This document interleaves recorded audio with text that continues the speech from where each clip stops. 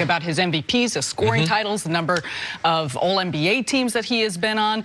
But this is the final chapter and the final piece of how we will remember James Harden. I think he has put himself in position, Daryl Morey has, the Rockets have, to have the best opportunity to get there. And so I think there are certain ways in which we will remember James Harden for the season he's had this year, potential MVP season, but I do think that this is the one thing that would secure how we remember him, how his legacy remains as he continues on and as his NBA, still a lot of NBA career left, but where he is at this point. Yeah, you can build a legacy during the regular season, but only the greatest players ever played the game will be able to build a legacy in both.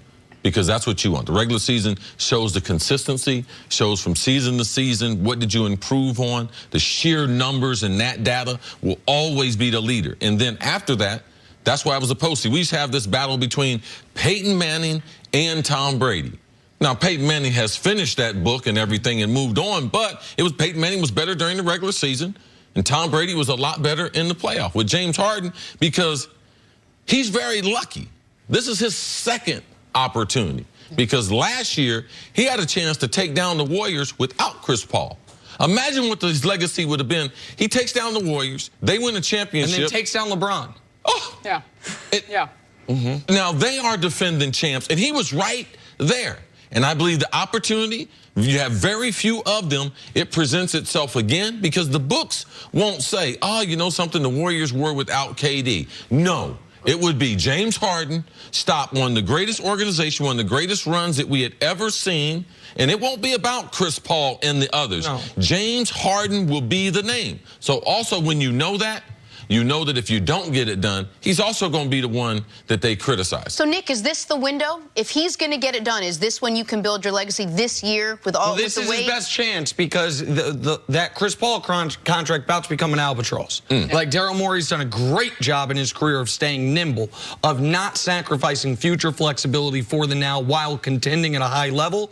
But that listen, he made a bit of a devil's bargain when they traded for Chris Paul. He was right. We need another star to compete with the Warriors. The whole league, or a lot of the league, was punting.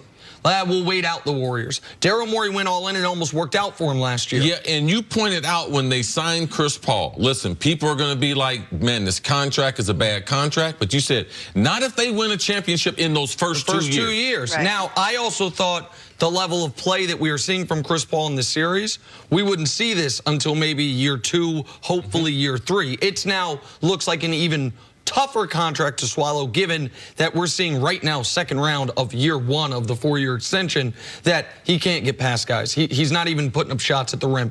So yes, Harden's too young to say this is his last opportunity, but this is his best opportunity with this core, and the KD injury only exacerbates that situation. But to answer your question, the only answer for James Harden is to win, because people don't like him. People don't like the way the Rockets play. People don't like the way James Harden draws fouls. People will constantly try to minimize what he's accomplished. Second most points per game anyone's averaged in 50 years, and he's not going to win the MVP.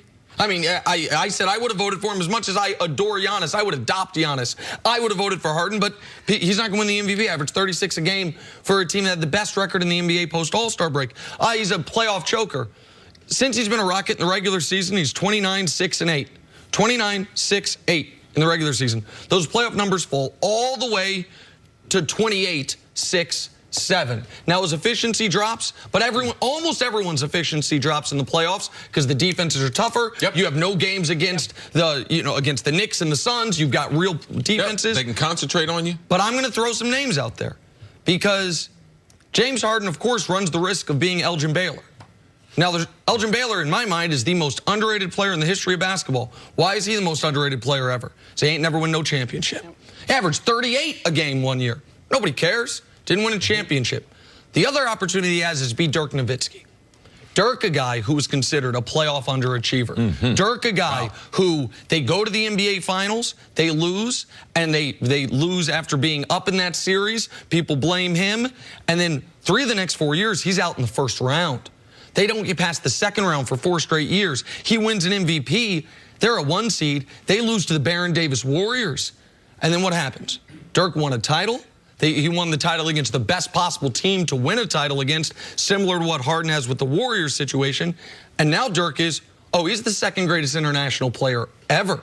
He's a top 20 all-timer. And that's all we remember. And it was because he got the title. So for Harden, nobody cares that, in these 5 years, 4 times in the playoffs, they've played the Warriors. Nobody cares that they keep running into one of the all-time great teams. Yeah, that could be all part of the story, though. Of course, if you get through, I think that's if you are able to overcome them. So yeah, last year was a missed opportunity. This year we'll see if it's a missed opportunity. And think about the narrative at the start of the season. I will include myself. We're all saying that the Golden State Warriors will absolutely, unequivocally win the title. And why didn't they re-sign Trevor Ariza? What about Luc Mbah a Moute? We were saying all these pieces that the Houston Rockets may have taken themselves out of the running to be able to contend for a title. And Daryl Morey, once again, stayed with it, worked his magic, said what we are doing is putting ourselves in the best position to compete with the Warriors. He has never been shy about saying that is the team that they are chasing, and understandably so.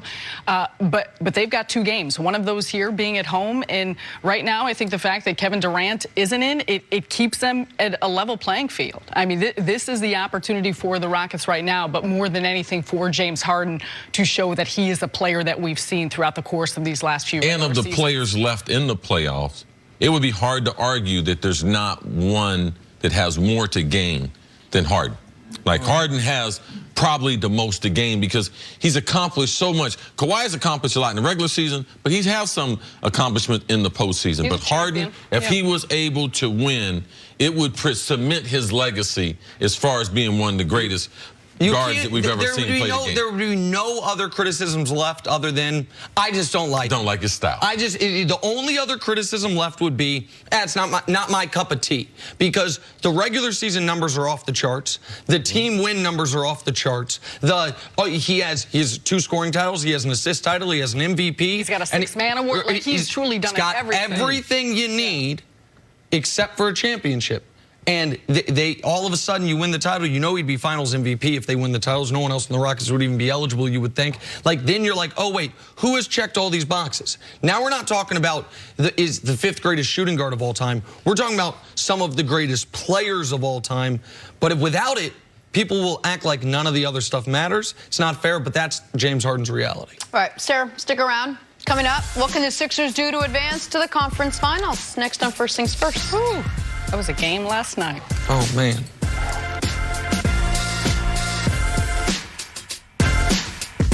This is Bai. On one hand, it's healthy, but on the other hand, it's delicious. Healthy, delicious. Healthy, delicious. Healthy, delicious. Healthy, delicious.